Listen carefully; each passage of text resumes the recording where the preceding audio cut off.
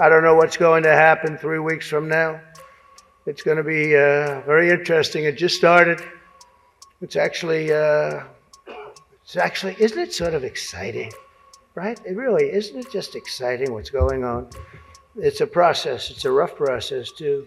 Not so pretty, and yet sometimes very beautiful. So we are entering the home stretch. And this is going to be a tight race until the very end. Look, we are the underdog, and that's why I am campaigning to earn every single vote, because I intend to be a president for all Americans. And we are all clear. The American people are exhausted with his gaslighting. Exhausted. Enough. Enough. We are ready to turn the page. Just as the two White House hopefuls admitted, the US presidential race is indeed going to be tight. Hello and welcome everyone to the new episode of America Decides. Only 17 days left now until Americans cast their ballots.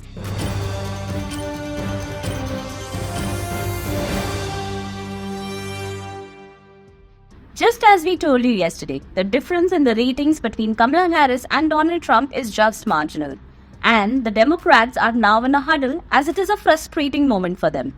Here's why. It's why I'm campaigning for every vote. Vice President Kamala Harris is shifting her campaign strategy to win over more men and Republicans. We are the underdog, okay? This as Democratic anxieties rise over polls showing her rival making strong gains, according to a report by Reuters. I want to just say a special... The Democratic nominee is in a statistical dead heat in crucial states with Trump, as per public and internal campaign polls cited by Democratic sources. That has sparked a round of finger-pointing and second-guessing from some corners. It is a frustrating moment for a worldwide campaign that opened with a huge jump in enthusiasm and cash when she replaced President Joe Biden in July. She put on a robust Democratic convention and was widely hailed as the winner of her only debate with Trump. But after weeks of focusing on policy and trying to define herself on the national stage, Harris is going back to her prosecutorial posture of July. She is hoping to demonstrate strength to voters who might be attracted to Trump's strongman image. In Erie, Pennsylvania, she took the rare step of showing clips of Trump's remarks about an enemy within to underscore her argument that he poses a danger to the country. Peaceful transfer of power. This week, she sat down with Charlemagne the God to reach black men and followed up with a confrontational interview with Fox News to address conservatives.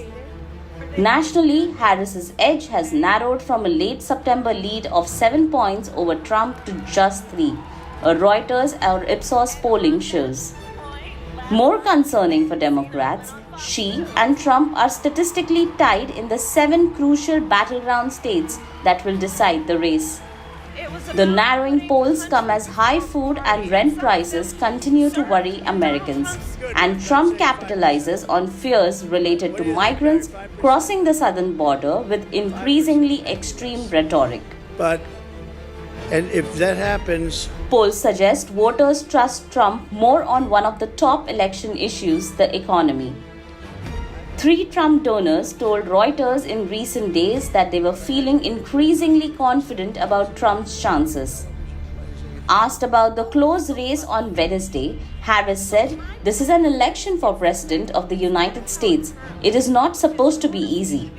Nationally, Harris has comfortably won back the suburbs and middle-class voters that had slipped to Trump in the final months of Biden's campaign, and Ipsos Reuters polling shows.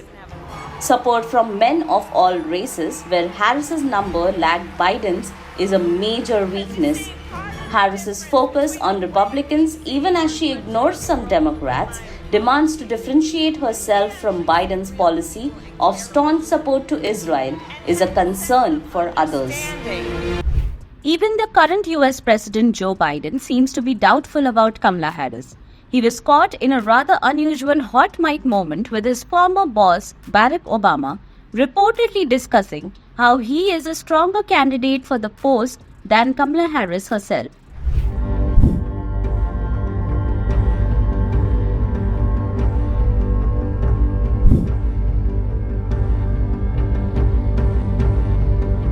This is going to be a tight race until the very end, okay? We are the underdog. We are running like the underdog. We have Kamala Harris and Democrats are feverishly working to fortify the blue wall states of Wisconsin, Michigan, and Pennsylvania. This as they're still haunted by Donald Trump's victories there 8 years ago, which delivered him the White House and could send him back if he prevails again. The November election will test whether the three states will march in lockstep or whether they will choose different candidates, potentially complicating the winning path to 270 electoral votes for Harris or Trump.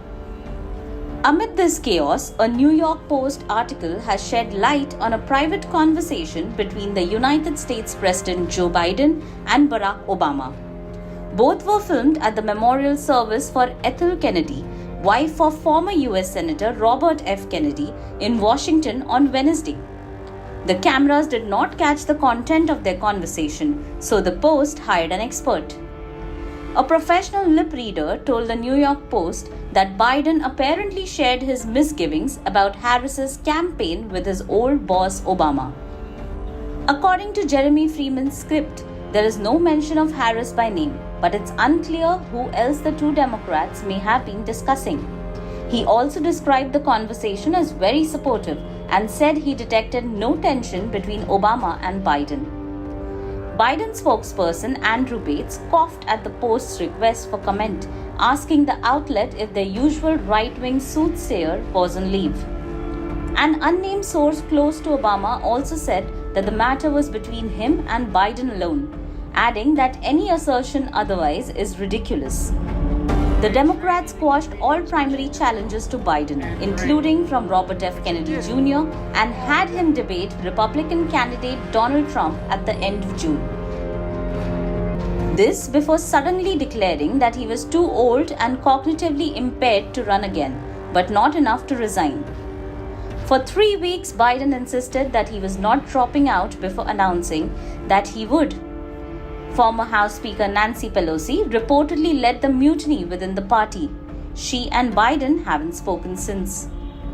While Harris enjoyed a honeymoon in the media and the polls following the Democrats' convention in August, the most recent polling has shown her behind Trump in Arizona, Georgia, Michigan, Nevada, North Carolina, and Pennsylvania. This is going to be a tight race until the very end, okay? We are the underdog. We are running like the underdog. We have some hard work ahead of us, but here's the thing also. A day of rallies and personal attacks on October 16 ended with Donald Trump, who during his Univision town hall faced tough questions from a former supporter himself on his handling of the COVID-19 pandemic, the January 6 riots, and so on. Trump distanced himself from the incident by calling the Capitol Hill attack a day of love. Action was taken, strong action. Ashley Babbitt was killed. Nobody was killed. There were no guns down there. We didn't have guns. The others had guns, but we didn't have guns. And when I say we, these are people that walked down. This was a tiny percentage of the overall, which nobody sees and nobody shows. But that was a day of love from the standpoint of the millions. It's like hundreds of thousands. It could have been the largest group I've ever spoken before. They asked me to speak. I went and I spoke. And I used the term peacefully and patriotically. After Trump's event, it was Elon Musk who hosted a solo town hall in Pennsylvania. He urged the voters to vote early and also warned of a Mad Max future. Wow, this is amazingly great energy. Thank you for coming.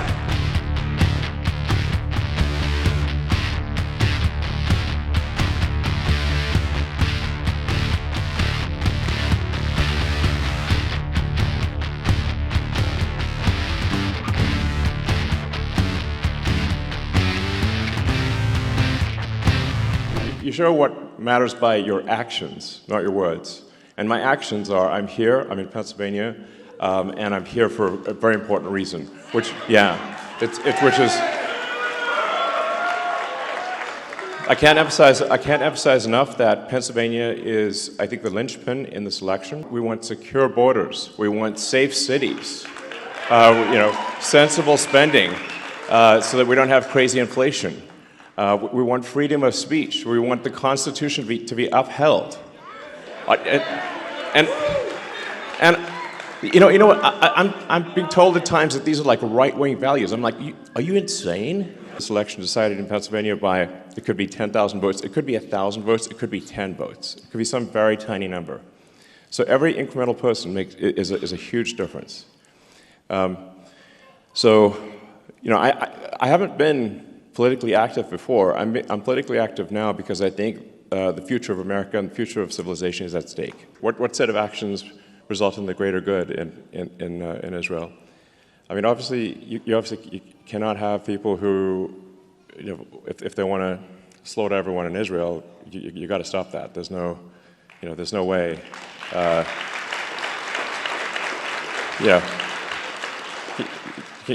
Those people either need to be killed or incarcerated, or they will simply try to kill more Israelis. This is what it amounts to, obviously. And they want to kill Americans too, by the way. Generally, like Israel is referred to as the little Satan in America. We are the big Satan. That's what the Ayatollah calls us. Meanwhile, an early in-person voting is currently underway in Washington, Hawaii, Louisiana, and North Carolina, just weeks after Hurricane Helen hit the state there. It is the second key battleground state to go for early voting after Georgia. I am here today to tell you that this morning, in-person early voting opened as expected in all 100 North Carolina counties. That includes 76 early voting sites in the 25 counties in the Helene disaster area, down only 4 from the 80 early voting sites originally planned. This is an incredible accomplishment. It is the realization of one of my favorite elections saying, when a disaster strikes, we don't stop elections, we figure out how to proceed. Tonight, Kamala Harris and Donald Trump will be scoring for voters in Michigan as the two try to lock down on the key political battleground.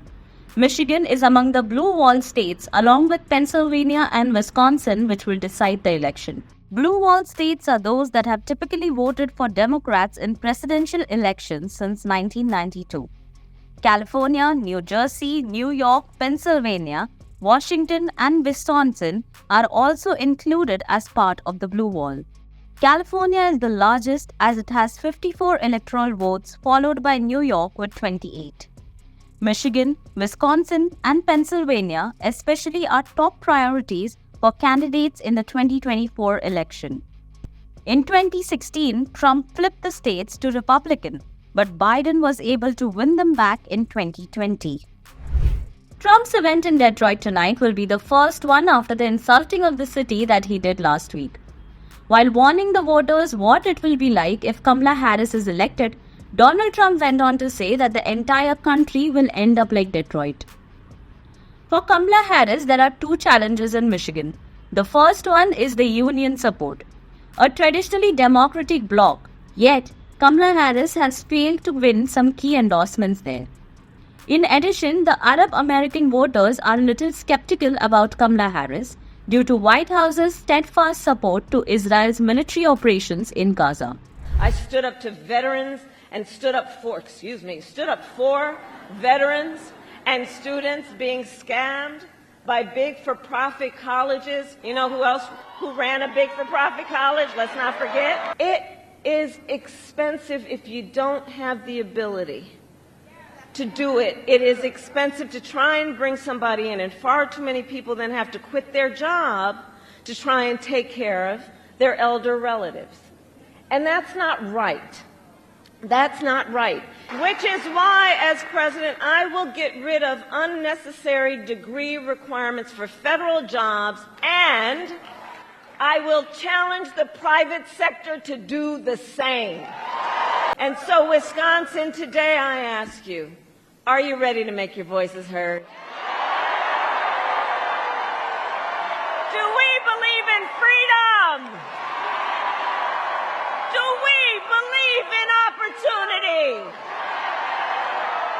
Do we believe in the promise of America? And are we ready to fight for it? And when we fight, we win! God bless you, and God bless the United States of America. That's a wrap from us tonight. Join us at the same time tomorrow as we bring you a new episode of America Decides. Stay tuned to the Times of India.